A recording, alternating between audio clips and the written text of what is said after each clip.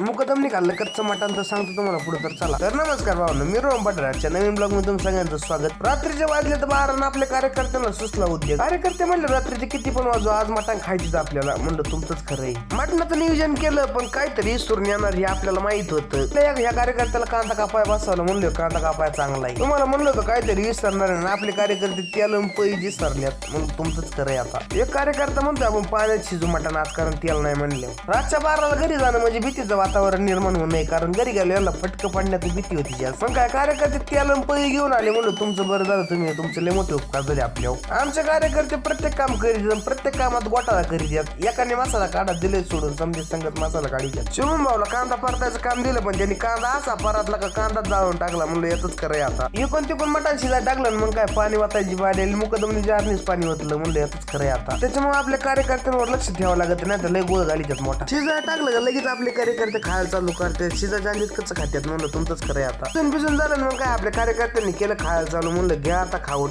भेटू आपण पुढल्या ब्लॉग मध्ये. धन्यवाद. व्हिडिओ आवडला असेल तर लाईक फॉलो करीत जा भावांनो.